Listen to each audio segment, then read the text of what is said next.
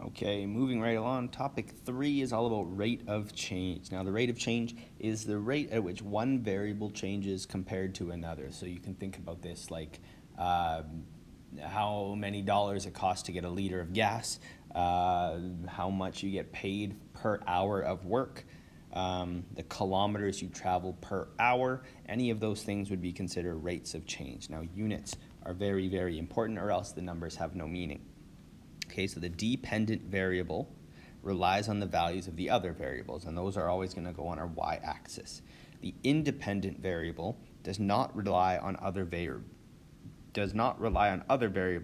and may freely be chosen. That's going to go on our x-axis. Okay, so some things that are independent of something else are things like time.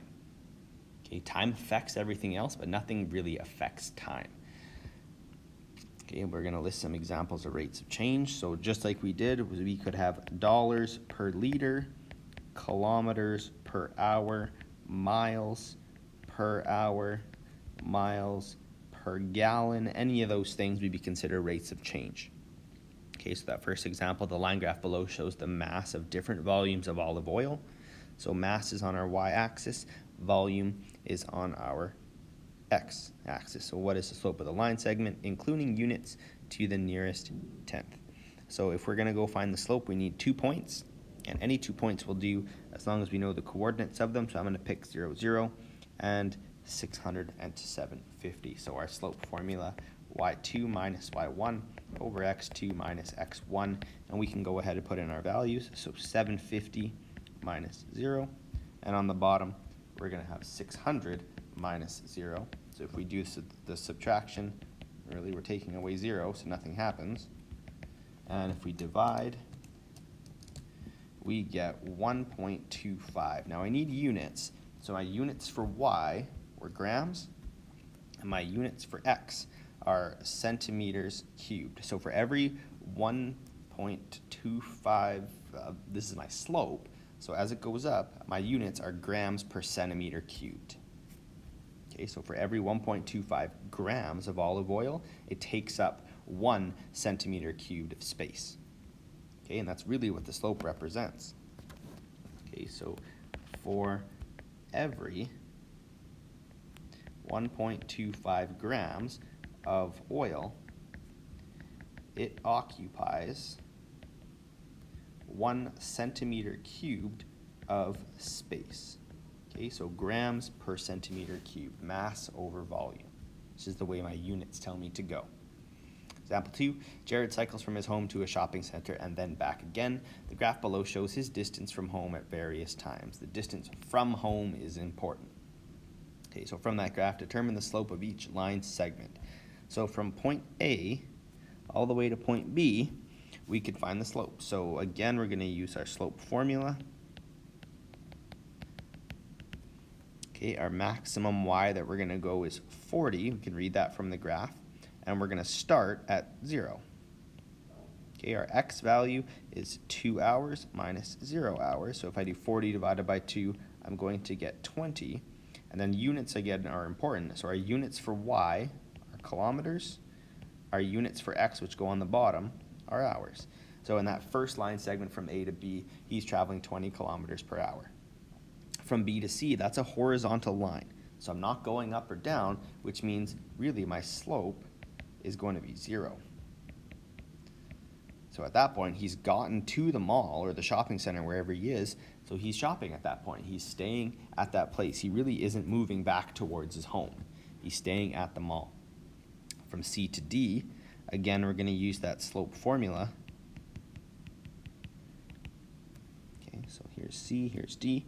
And my 2 points I'm going to have are 3, 40, and the other one is 4, 25. Doesn't matter which ones you pick first, you're going to end up with the same answer anyways. I know my slope's going to be negative, though, because it's going straight down. So we're going to go 40 minus 25, and then we're going to divide that by 3 minus 4. So if you subtract, you're going to get 15 over negative 1. Your slope is going to be negative 15. For our next point, our next line segment, DE, E again goes back down to the bottom, so he's returning to his house at that point. So our point is going to be 5, 0. So we can go ahead and use our slope formula one more time. y2 minus y1 over x2 minus x1. So we get 25 minus 0 all over 4 minus 5. So 25 over -1 gives us -25. Now I should have units. Now it looks strange having negative kilometers per hour. So the important thing to keep in mind is in this example, the negative denotes direction.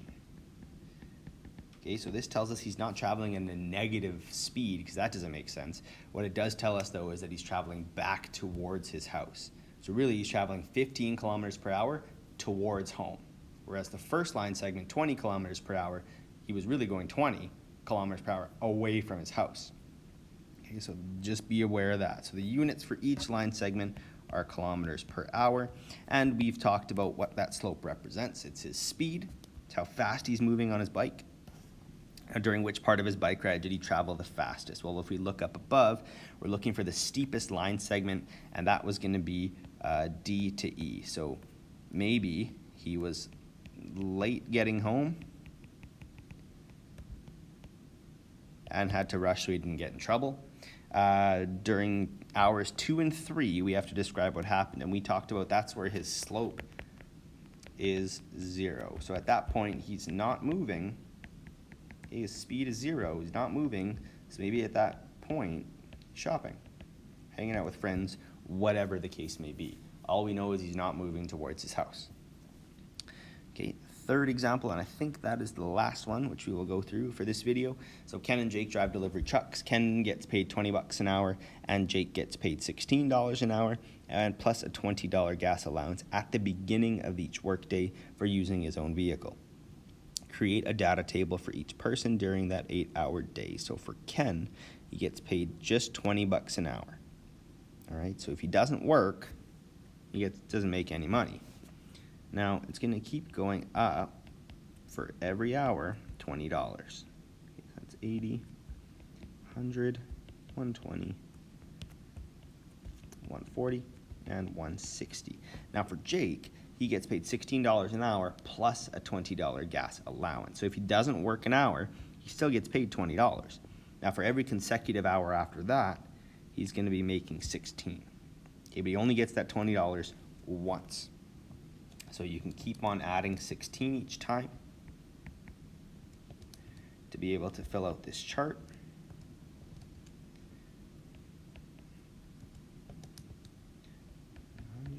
116, 132, and 148, I believe. Double check my math here. Yeah, we're good. Okay, so write an equation to calculate each person's earnings using P for pay and H for hours. So for Ken, his pay is dependent on how many hours he works, and he makes $20 per 1 hour. Okay, so there would be an equation that would do this for us. Now for Jake, his pay is dependent on the $16 he makes per hour plus the $20 he gets from a gas allowance. And there would be the equation for that. We're asked to also graph each person's earnings on the graph below, and we need a title along with some labels on this graph. So we're going to use those two charts above to help. So I'm going to do Jake's first. So the first point is 0, 20. Now if I'm going to do that, I'm going to put hours down here. It's going to be our independent variable. Our dependent variable is going to be the pay. So we got 0, 20. 1 and 36. It's going to be a rough graph because I can't really make it perfect, but it'll be close. So 52. 3 is going to be 68. There's 70, there's 68 maybe. But if you notice already, it's pretty close to being a straight line. Okay, which it should be because these are linear equations. We'll do our best here. 7, 132, and it is just under the 150 mark. Okay. So we can connect these with a straight line as we can, and that's Jake's. Let's we're going to do Ken's now. 0, 0. Ken's is going to be a little easier to work with because they're all multiples of 20. And 5 100 is where they line up, and then 6 120, 7 140, 8 160, 9 180, and 10 if we had it 200. Okay. Oh, and I need 0 0.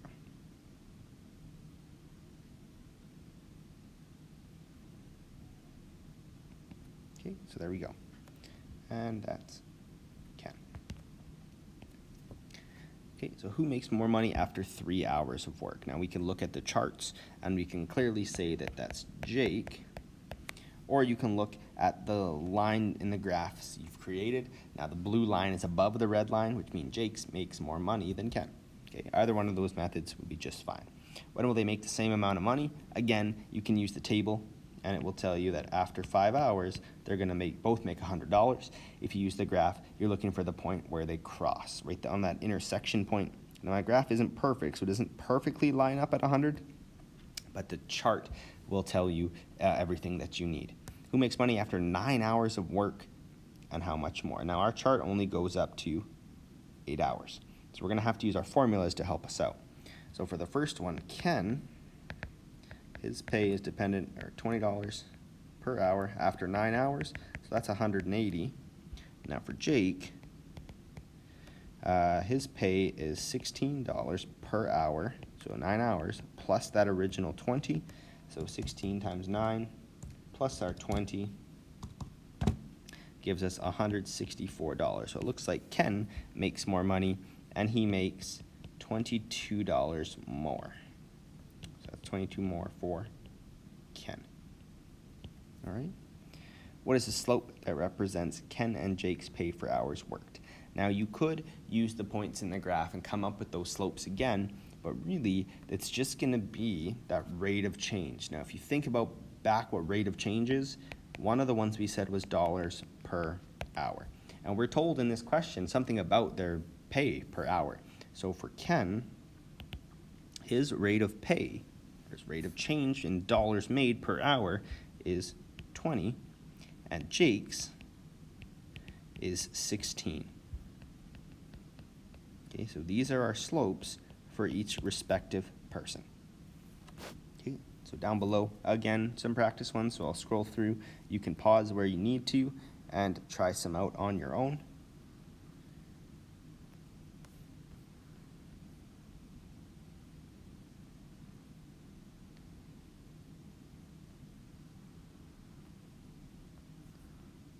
And here is your answer key.